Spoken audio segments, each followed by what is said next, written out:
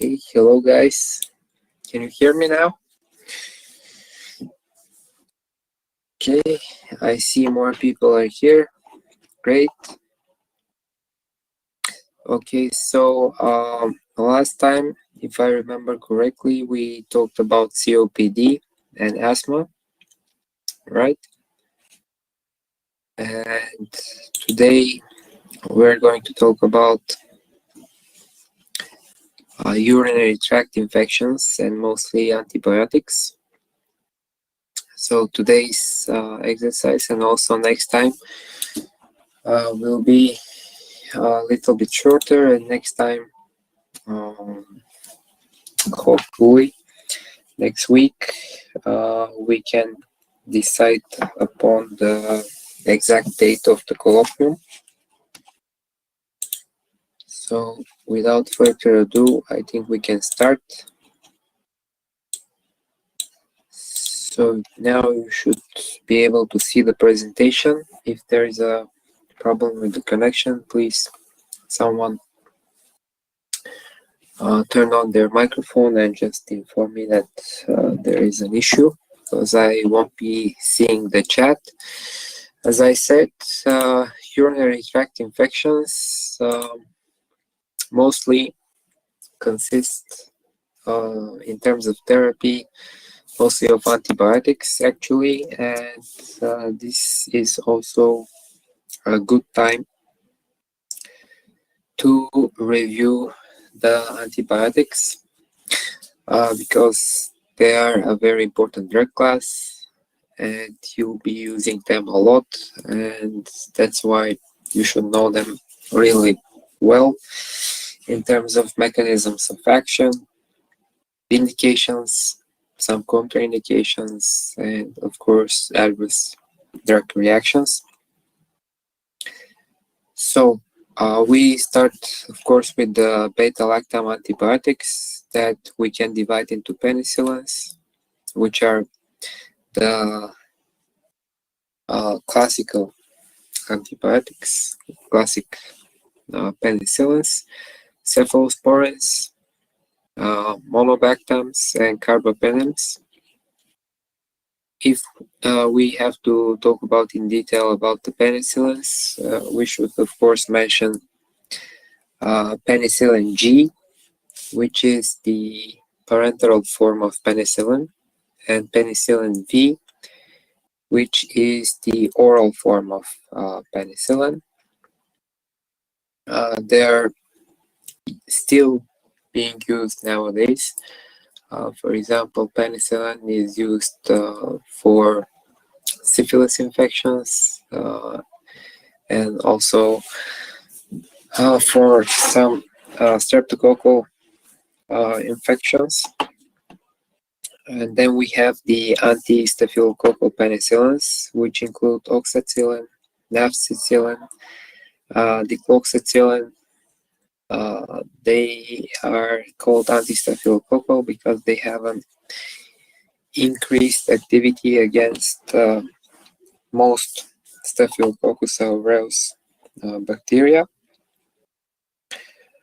Then we have the aminopenicillins, which are also very important and very commonly used.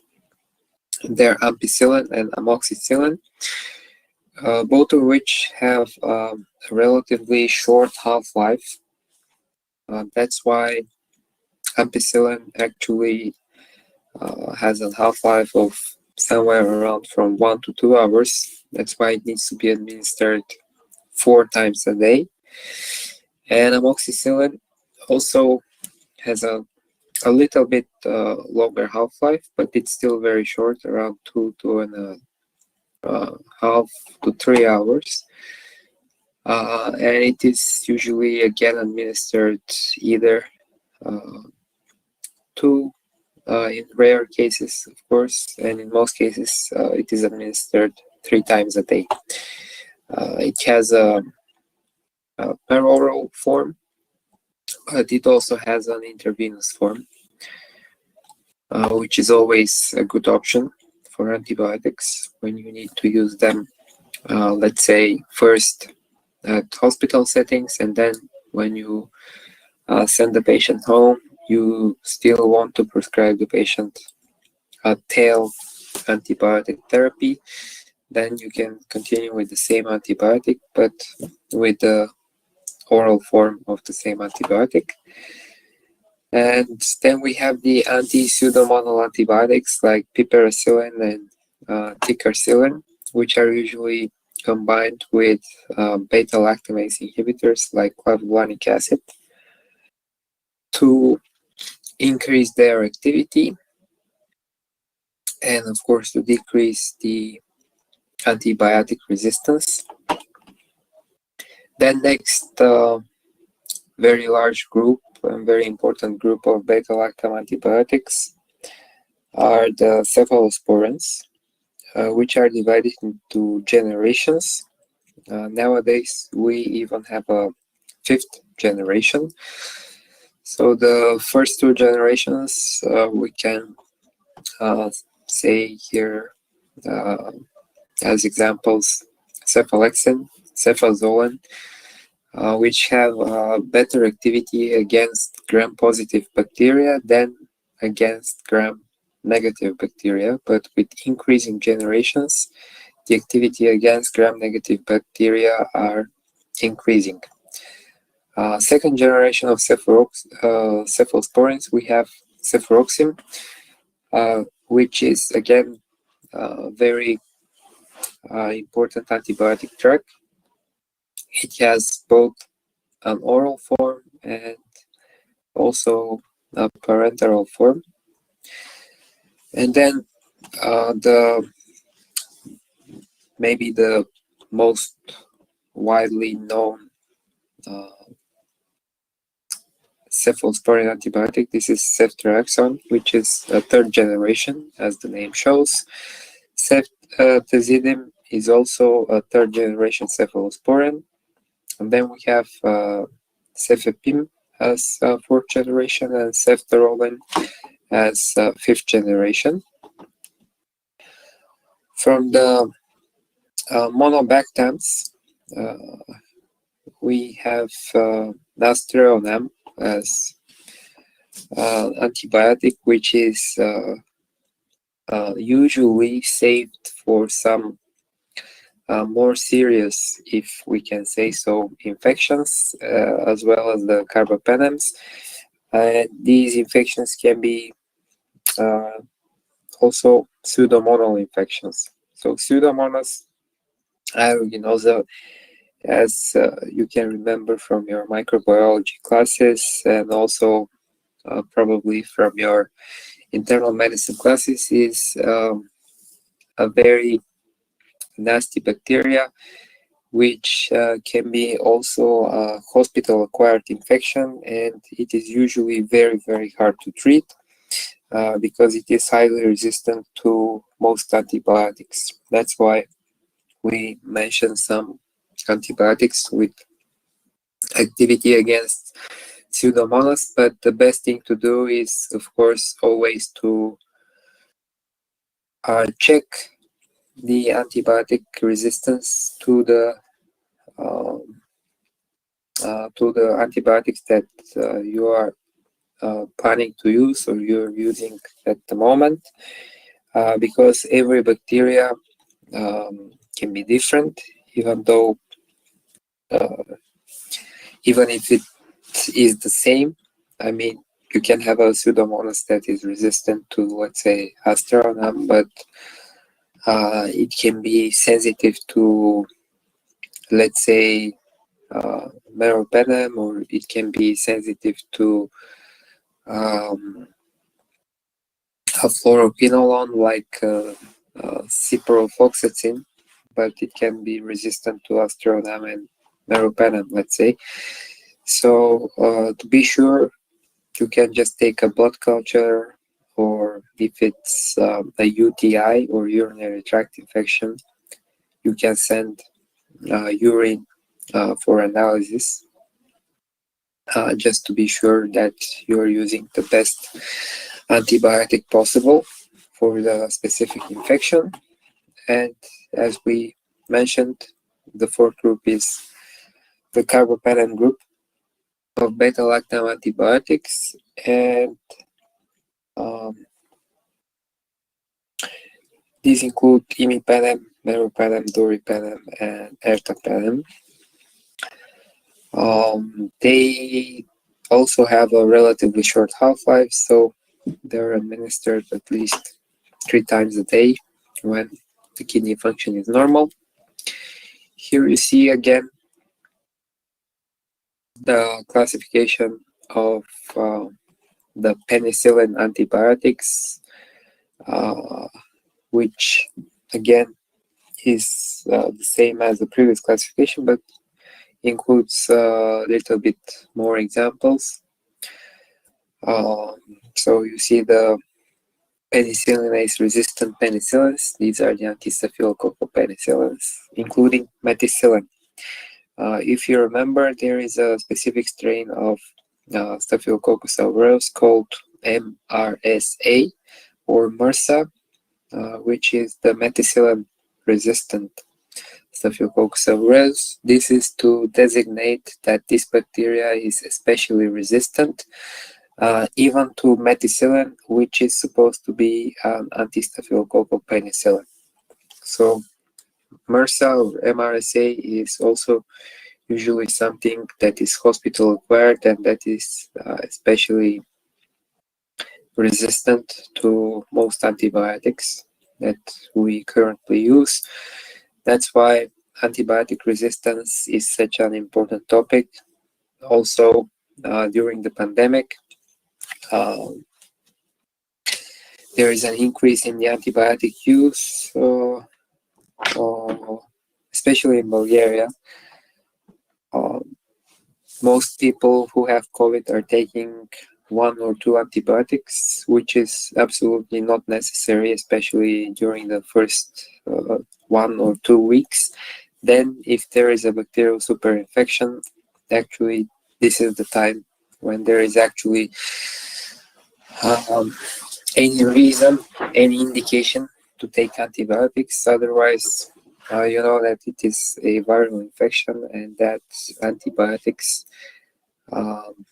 actually do not act on viruses, they act on bacteria, and only some bacteria that actually have penicillin binding proteins. So you cannot expect the COVID to have a penicillin binding protein or to have a peptidoglycan cell wall, which is something that most bacteria have. Again, not all bacteria, but most bacteria.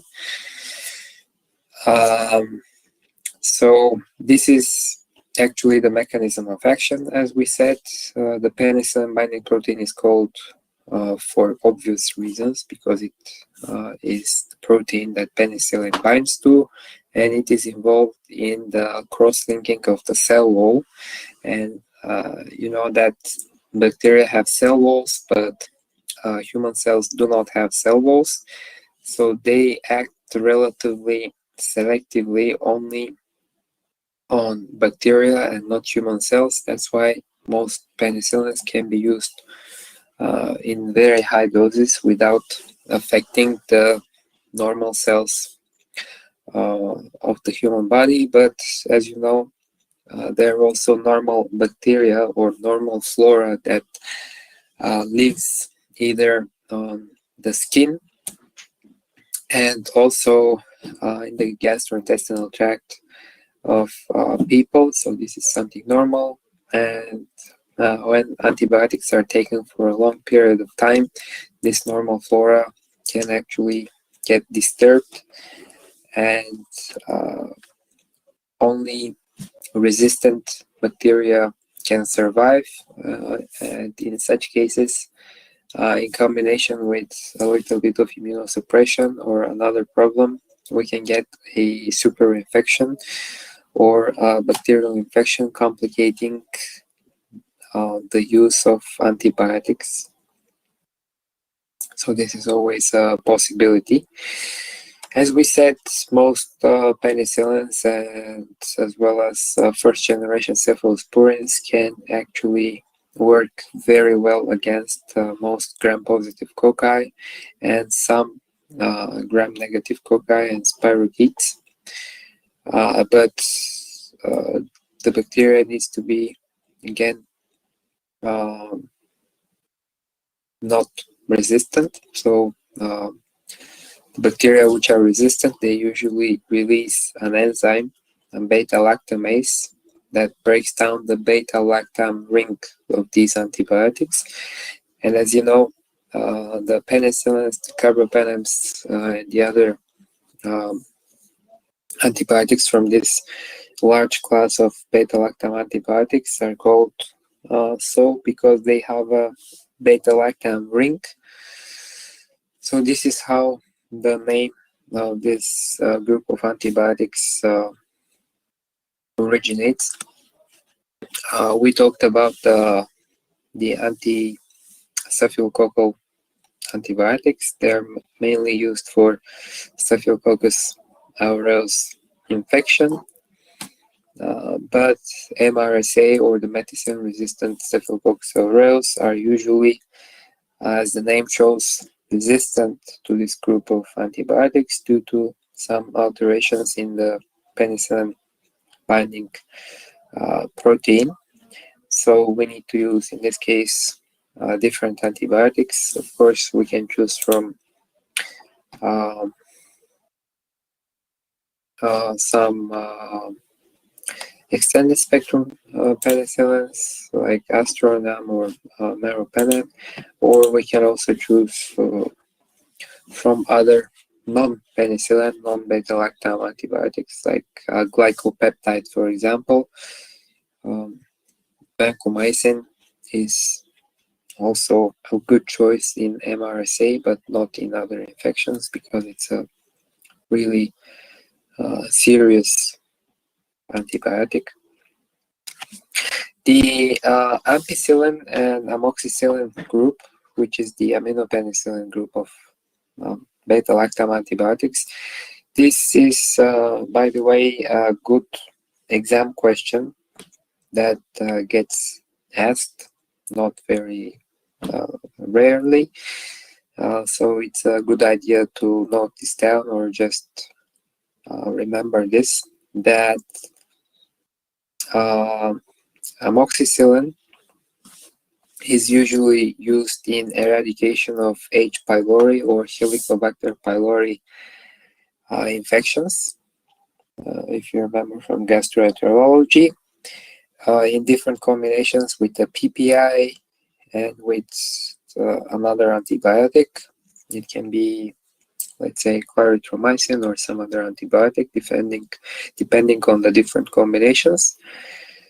Also, very important, and again, an exam question is which antibiotic is used in Listeria infections. So Listeria is a very important infection. You can get Listeria from some milk products, eggs. Newborns can get Listeria, or also during pregnancy. People can get Listeria, and ampicillin is usually the antibiotic of choice in Listeria infections, and also in Proteus mirabilis, Salmonella, H. influenzae, Borrelia, we can use both ampicillin and amoxicillin. But for Listeria, we usually prefer ampicillin, and for H. pylori, we usually prefer amoxicillin. Mostly penicillins are relatively safe. The most common adverse drug reactions are either a rash due to hypersensitivity, and if they're used for longer periods of time, usually patients get pseudomembranous colitis and diarrhea as a result of this.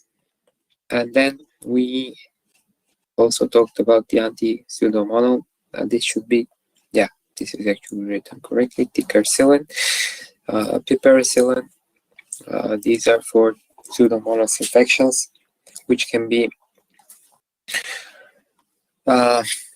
also involved in pneumonia or in urinary tract infections. So the cephalosporins, if we have to talk in more detail about cephalosporins, again, they are beta-lactam antibiotics. They are derived from the fungus Acremonium, which is also another class specificity for beta-lactam antibiotics. If you're familiar with the history of the first antibiotic, penicillin, and how it was discovered, it shouldn't be a surprise to you. And again, they disrupt the peptidoglycan formation in the cell wall, and peptidoglycan is actually the constituent of the cell wall of these bacteria. Another important thing about cephalosporins is that they have no effect against the lame bacteria. So this is like a mnemonic device to remember that cephalosporins are not effective against listeria, some atypicals like mycoplasma and chlamydia, which, by the way, cause also atypical pneumonia. It can be community acquired or hospital acquired, MRSA and enterococci. You need to know at least a couple of examples from each generation. From first generation, we mentioned cephalexin, cefazolin, as no antibiotics. Second generation, cefuroxime, of course. Cefaclor also. From third generation, we have, of course, ceftriaxone, cefotaxime, cefixime, very important, ceftazidime, cefpodoxime also, which is not listed here. Fourth generation, cefepime, very important. And fifth generation, you can remember ceftaroline. As we said, they have an increased activity against the gram-negative bacteria with each generation. And as adverse drug reactions, they are similar to the penicillins. Rash is common. It's not very common, but it's relatively common. And nausea, diarrhea, of course. Another important thing to mention is that when someone is allergic to penicillins, there is also a 10% chance that there is a cross reaction between the cephalosporins also. So you can use cephalosporins relatively safely in patients who are allergic to penicillins. The carbapenems are again another class of beta-lactam antibiotics with a broader spectrum of bactericidal activity. So all beta-lactams are bactericidal. As you remember, we divide the bacteria into two groups depending whether they're bactericidal or if they just inhibit the growth and division of bacteria. They're called bacteriostatic, but beta-lactams are all bactericidal, and carbapenems are highly resistant to beta-lactamases due to their different structure. And as examples, here we have imipenem, meropenem, and ertapenem. As we said earlier, they have a short half-life between 1 to 5 hours, and all of them undergo renal metabolism mostly. And they're given either intravenously or intramuscularly, so they don't have an oral form.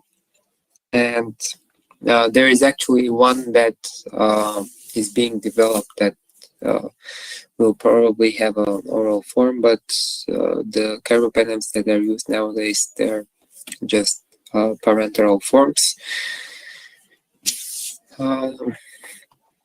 So they have some activity against Pseudomonas that we mentioned. And then we go into the glycopeptides, which are not beta-lactam antibiotics. That's why they're a different class. And they also have microbial origin, and they are also bactericidal.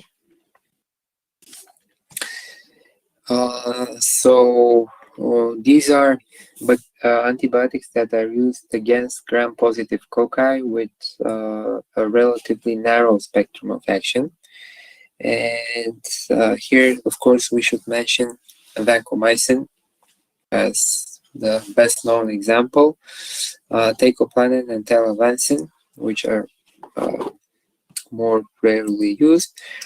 All three are given IV due to their large size and because of the large size to the poor absorption.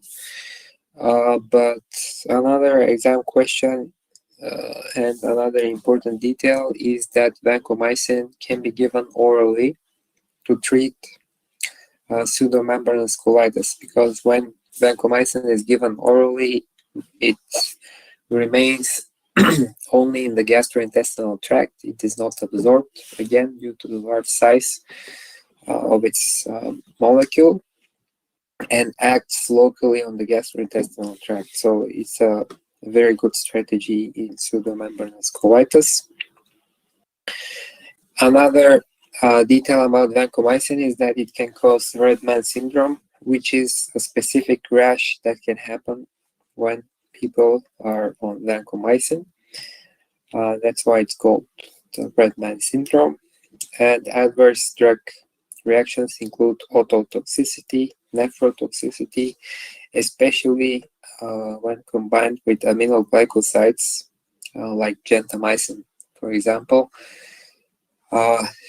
They can cause even greater ototoxicity and nephrotoxicity because you know that aminoglycosides have similar adverse reactions. Thrombophlebitis at the injection site is common, rash, neutropenia, thrombocytopenia, and nausea. That being said, the aminoglycoside class of antibiotics, they are again bactericidal, but this time they act on the protein synthesis, so they inhibit the synthesis of proteins that are important for the bacteria by irreversibly binding to the 30S subunit of the ribosome.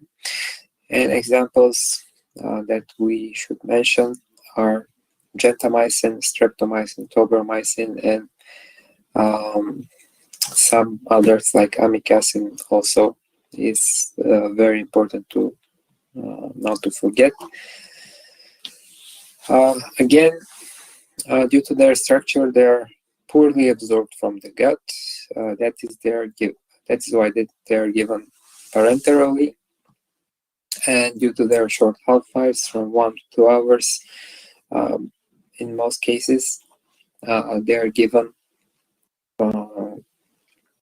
relatively often, so 4 times a day. This is usually the way they are dosed if the patient has a normal kidney function. Again, that being said, they have ototoxicity and also nephrotoxicity, so we should monitor the creatinine levels, and we should calculate the creatinine clearance, which is one of the really important details when deciding upon the dose of aminoglycoside antibiotics. They are used also in Pseudomonas infections, in Acinetobacter infections, in Enterobacter infections. So these are some gram-negative bacteria that are also hospital-acquired. The next group of antibiotics, this is the quinolone group of antibiotics. Sometimes it's called the fluoroquinolone group of antibiotics because except for nalidixic acid, all of the other members, they have fluoride in their structure, so it's not wrong to call this group fluoroquinolone antibiotics. They are relatively broad spectrum, and the first quinolone that we said is not a fluoroquinolone, it's a quinolone because it doesn't have a fluoride, is malodixic acid that was discovered in 1962, and that is really a very well known antibiotic, and it's a very also important antibiotic class that is used in urinary tract infections, which is today's topic, and also in respiratory infections. So quinolones usually work by selectively inhibiting topoisomerase 2. So this is also an exam question: which topoisomerase is inhibited by fluoroquinolones? But also later generations like moxifloxacin, actually they have activity at topoisomerase 4. So both topoisomerase 2 and topoisomerase 4 are correct answers to this question. What else? They are relatively broad spectrum antibiotics. Really, levofloxacin is one of the mostly used antibiotics of this class. Again, in pneumonia, in UTIs, but it's not always a good idea to use them right away, especially for UTIs. Because they have some serious adverse drug reactions, which we shouldn't forget, and these are tendon ruptures. I've seen one such case when a relatively young man, after taking levofloxacin for 1 week or 10 days, and another week or so after this, while playing football, had a tendon rupture, Achilles tendon rupture, and also there is a risk with these antibiotics for people who have known aneurysms. It can be aortic aneurysms, or it can be brain aneurysms, but because they lead to change in the connective tissue, actually the aneurysm can grow in size or even rupture. So if your patient has a known aneurysm, it's a contraindication to treat this patient with fluoroquinolone antibiotics, which is sometimes forgotten. Also, QT prolongation is another adverse reaction, and very commonly patients who are treated by fluoroquinolone antibiotics, they get diarrhea due to Clostridium difficile infection. Dizziness, headache, tremor, risk of seizures. These are some CNS side effects. And in elderly people, actually this is not very rare. They usually get some hallucinations, and because they are aware that these are just hallucinations, sometimes they're also overlooked, but in order to find out, you can actually ask if you have elderly patients on fluoroquinolones. You can ask them whether they hear any sounds or see any lights or anything else that is out of the ordinary, and then actually patients can tell you that yes, there is something interesting going on. So the CNS side effects are actually not very there with fluoroquinolones. Nausea, vomiting, abdominal pain, these are relatively non-characteristic for any antibiotic group. The next group, we have the tetracyclines, which are again protein synthesis inhibitors, but this time they are bacteriostatic. And they work by binding to the 30S subunit of the ribosome. And as examples of this group, we should mention tetracycline itself, which gives the name to the group. Then we have doxycycline. So this is usually written as doxacycline, which is not correct. The correct way is to write it with a Y, so it's doxycycline. And minocycline is also another example.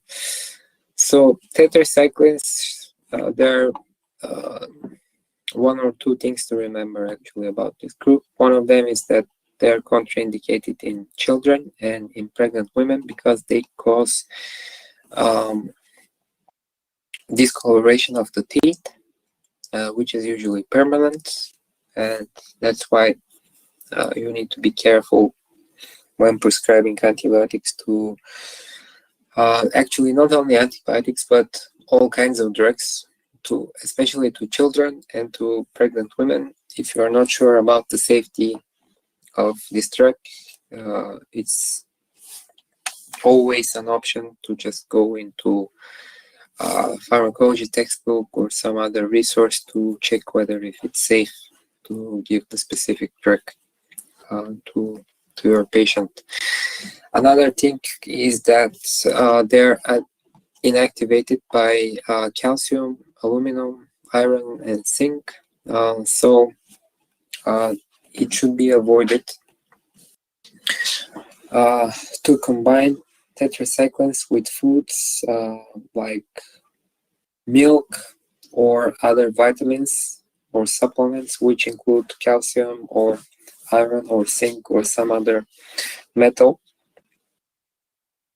Patients also can get photosensitive while taking tetracyclines, and very importantly,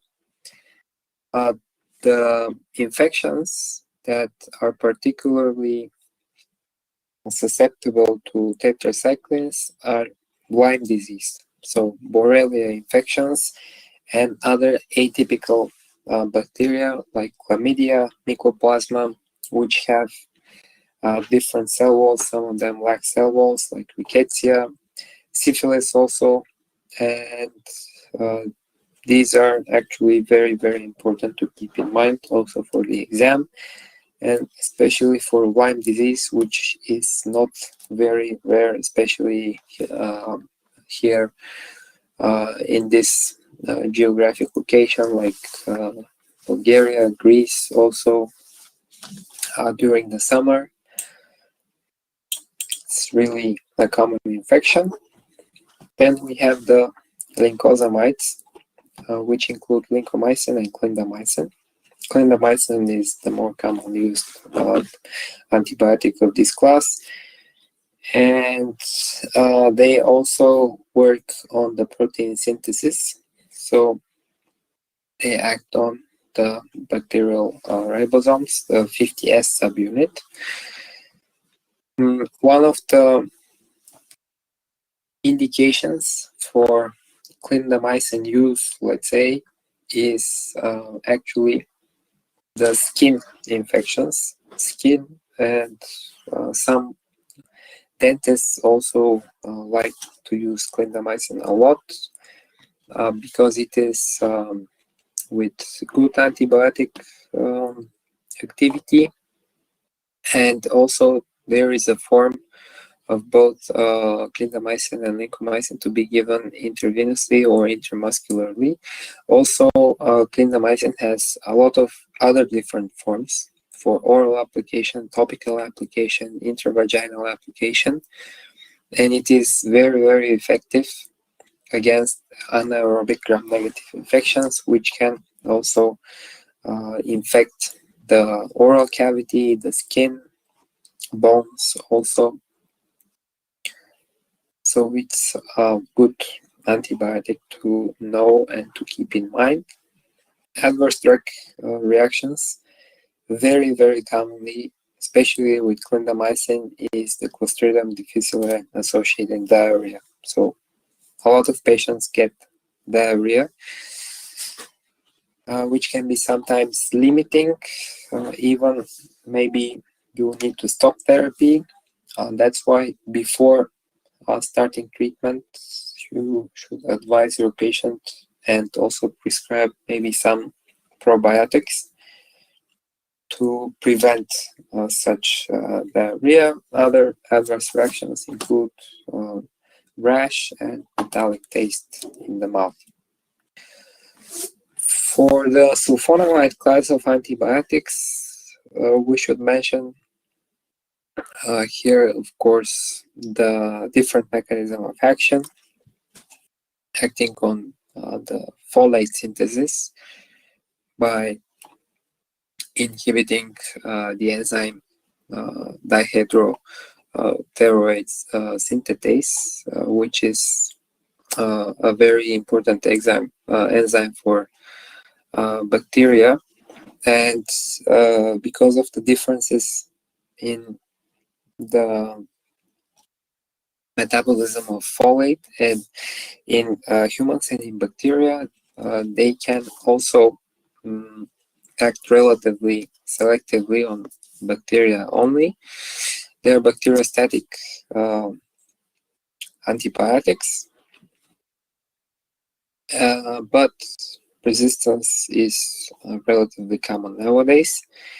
Here, the most important antibiotic that is still used nowadays, as a difference to in difference to the other examples, is actually sulfamethoxazole.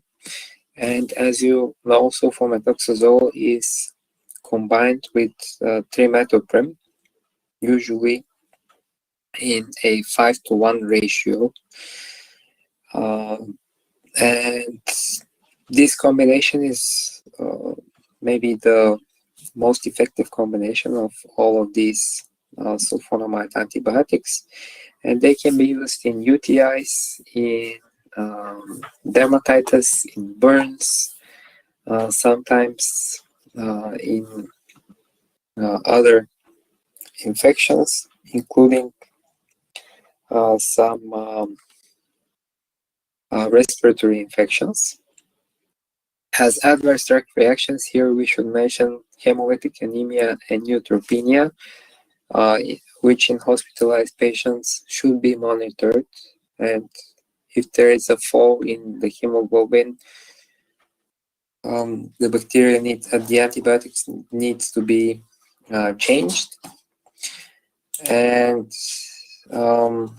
if we have to start with today's topic, so this was all review so far, we should mention two general types of UTIs, usually of the lower urinary tract and of the upper urinary tract. So the lower urinary tract usually involves the bladder, the urinary bladder, and this infection is called, as you know, bacterial cystitis. Usually the cause is bacterial, and the symptoms are frequency, urgency of urination, dysuria, which can be described as pain or discomfort. When urinating, hematuria can be also present. It can be microscopic or gross hematuria, but usually it's just microscopic. There can be pain in the suprapubic region, and patients can have foul-smelling urine also. Signs: suprapubic tenderness on palpation. Pyelonephritis, or the upper urinary tract infection, is a more serious infection because it now not only involves the urethra and the urinary bladder, but also the kidneys. So patients can have flank pain in this case, general malaise, chills, sweats, rigors, and this is actually an indication that if you don't act quickly, this can get to urosepsis, and it is a very, very serious condition. Signs can be fever, abdominal tenderness again. And there is also something called the succusio renalis, which you get asked a lot in the internal medicine exam. So this is just tapping the back of the patient on the left and on the right side, just behind the kidneys. And when there is a reaction as pain to this tapping, this is called that the patient has positive succusio renalis. Also, tachycardia and hypotension are common signs in urosepsis. Asymptomatic bacteriuria, we call this condition when the patient doesn't have symptoms, but still when we, for some reason, do an analysis of the patient's urine, we find out that there are bacteria in the urine. When do we need to treat this condition? Well, absolute indications are in pregnancy and before urological or gynecological procedures. We must treat this infection. And in other cases, it's depending on the patient, depending on the infection, and we can decide on patient-by-patient cases. What are the causes of uncomplicated cystitis? Most commonly, of course, here we have Escherichia coli or E. coli in up to 90% of cases. Then Staphylococcus saprophyticus, which can be found on the skin mostly, and other causes. In uncomplicated pyelonephritis, again, we have Escherichia coli, and more rarely Klebsiella, Proteus, Enterococcus, and other species. In complicated UTIs, which is a UTI that is recurring or that is due to some other reason, like an anatomic abnormality or a hospital-acquired infection. Again, Escherichia coli is the most common pathogen, but it is only at 32%. But then we have other species like Enterococci and Pseudomonas, also Klebsiella. These are mostly hospital-acquired, and they are very hard to treat, especially Pseudomonas and Klebsiella. What antibiotics do we use? Well, all of the mentioned antibiotic groups, including penicillin, cephalosporins, fluoroquinolones, aminoglycosides, 3-methylprim sulfametoxazole combination, plus nitrofurantoin and fosomycin that we didn't mention, and sometimes even tetracyclines can be used in urinary tract infections. What investigations can we use in the diagnosis of such UTI? Well, microscopic urine analysis, rapid screen tests like with dipsticks, urine culture, and sensitivity. This is very important. And in terms of management, we always start and we never forget non-pharmacologic, of course, good hygiene, increased fluid intake, regular wards. So this means that even if the patient doesn't feel the need to use the bathroom, you need to advise your patient to do this often so that the bacteria do not stay in the urinary bladder. And the idea is to expel the bacteria and to keep the urethra clean. Cranberry juice is actually very helpful, and there is also extracts in the form of pills also. If we have to talk about pharmacological management, well, of course, here we have antibiotic options. Usually, there is no need to treat for a long period of time if we have just bacterial cystitis. Which antibiotics can we use? Fluoroquinolones are actually first choice in some guidelines, but they are not a good idea to use for the first time because of the adverse drug reactions, and due to the fact that they have a very broad spectrum of action, and we need to save them for more complicated infections, not for just a simple bacterial cystitis, especially if it happens for the first or second time. Trimethoprim sulfamethoxazole combination is actually a very good choice for such uncomplicated bacterial cystitis.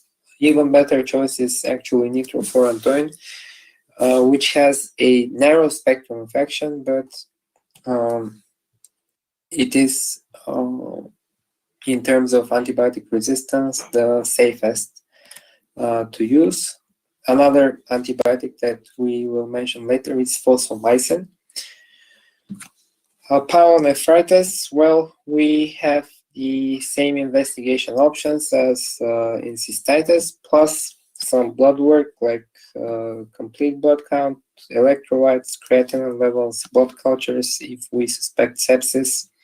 And of course, ultrasound is very, very important and an indispensable part of diagnosis of pyelonephritis. Plus, we can also use CT scan in order to see whether there is an obstruction, or if we see an obstruction on ultrasound like hydronephrosis, but we cannot see the stone, we can use CT to detect its exact place. In pyelonephritis, usually we use the intravenous route of administration, not the oral administration of antibiotics, because it's a more serious infection, which usually requires inpatient care. What are some risk factors? Well, children, pregnant women, people with diabetes, immunosuppression, they can get UTIs. Also with indwelling tubes and catheters, they are a very nice place for bacteria to grow and to become resistant, especially if they are hospital-acquired bacteria, which are really very resistant to all kinds of bacteria. Complicated UTIs, well, if it's a repeat pyelonephritis, if there is hematuria after an infection, if there is obstruction of symptoms, if there is surgery that is involved, these are the complicated UTIs. In complicated UTIs, we can use the same methods of investigation plus some other endoscopic ways like cystoscopy. Sometimes is very helpful. Another thing here is KUB, or kidney, ureters, and bladder. When the kidney stone is actually radio opaque, we can see it on a plain radiograph in like 40% of cases. If not, we can try to see it on ultrasound or on CT. MRI and nuclear medicine is not very commonly used in the diagnosis of UTIs. Endoscopy sometimes can also be used in the diagnosis, but also can be used therapeutically to just solve the problem with the obstruction of the flow of urine. Sometimes surgery can be indicated also in complicated cases of UTIs.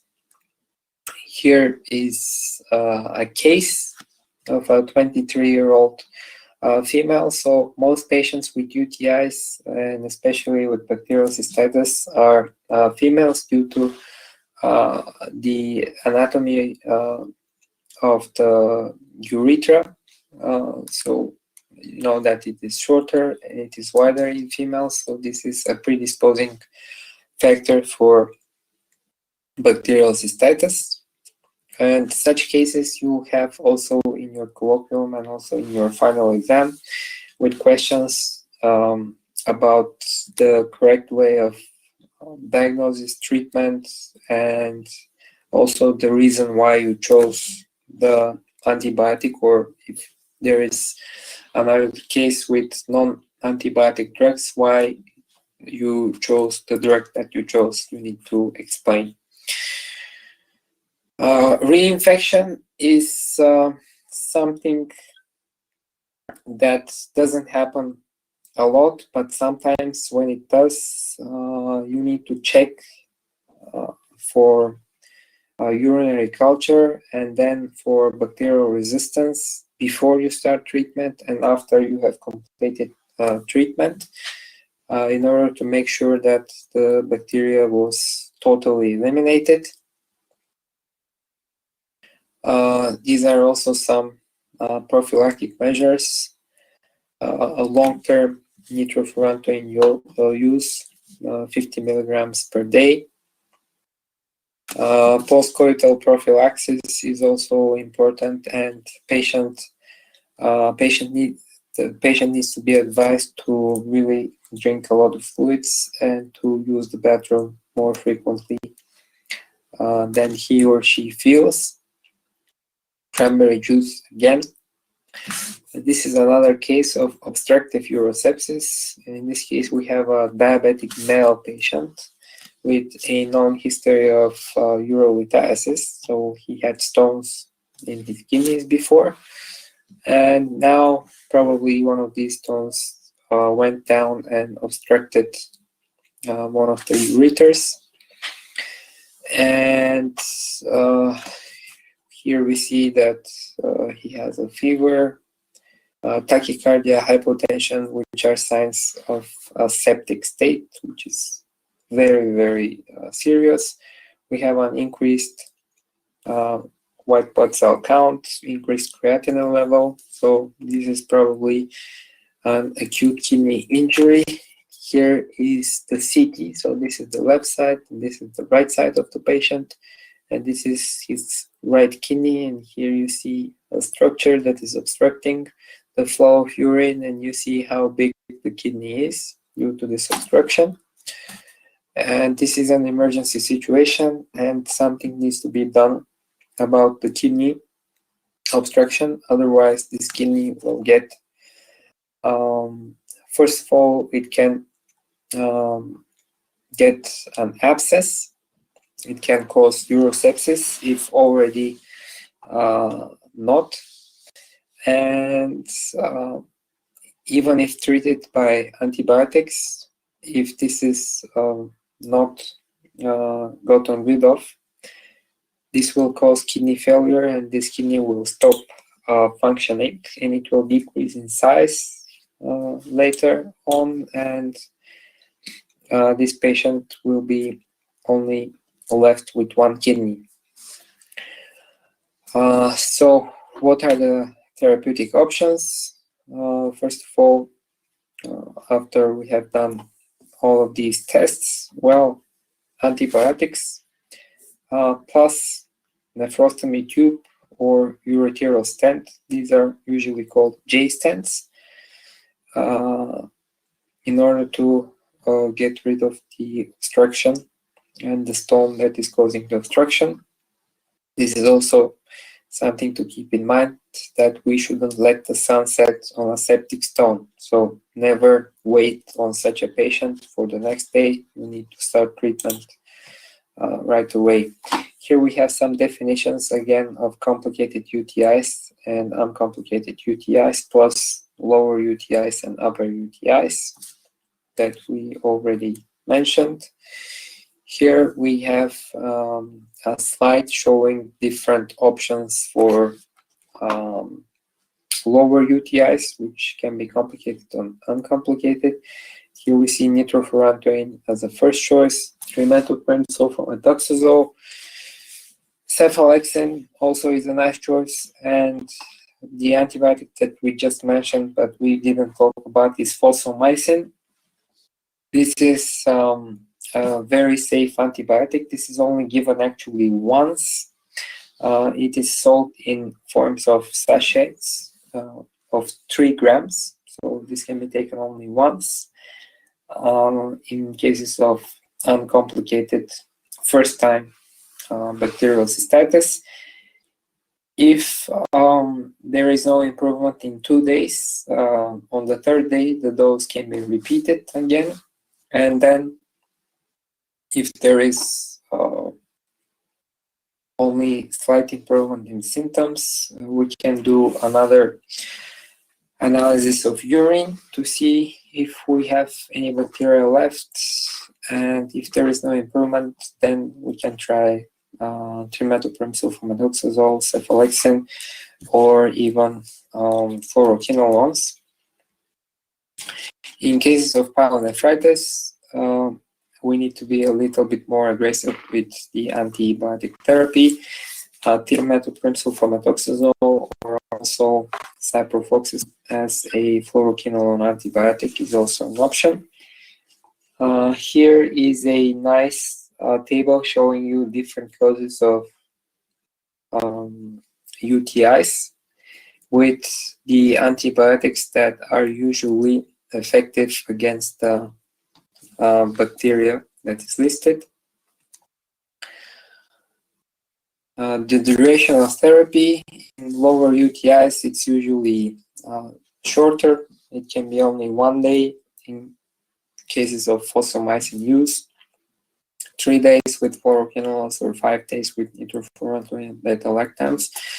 But in pyelonephritis, this is usually 10 to 14 days. In catheter-related UTIs, it can be even longer. And here is another very helpful table showing you the antibiotic that can be used in UTIs, its dose, and whether we need renal dose adjustment in cases of renal insufficiency. You see that in ceftriaxone, we don't need any renal dose adjustment. The dose can be either 1 or 2 grams per 24 hours. In doxycycline, again, we don't need dose adjustment, but in levofloxacin, when the creatinine clearance is below 50, we need dose adjustment. When it's between 10 to 20 milliliters per minute, we need to administer 750 milligrams as the first dose, then 500 milligrams every 48 hours. So not every 24, but every 48 hours.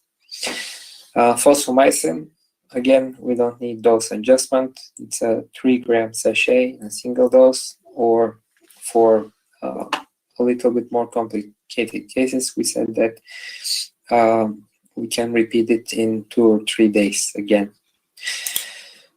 So this is it for today. Thank you for your attention. Do you have any questions regarding UTIs and antibiotics? Okay. I see that you don't have any questions. What class is fosfomycin? Actually, fosfomycin is a little bit different molecule, and it doesn't have a specific class. It is used only for urinary tract infections, and we can say that it's just another class of antibiotics. It's that's why it's not given in most textbooks, including Lippincotts. It's like digoxin in the antiarrhythmic classification. So it's just the other class. Okay. Okay, so see you next week. I think we can do it again at 4 p.m. If not, you can log in the day before and you'll see what time. Otherwise, you can contact me or call me anytime you want. Okay. Stay safe and have a nice evening. See you next week, guys.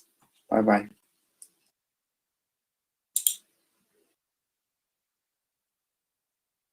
You are currently the only person in this conference.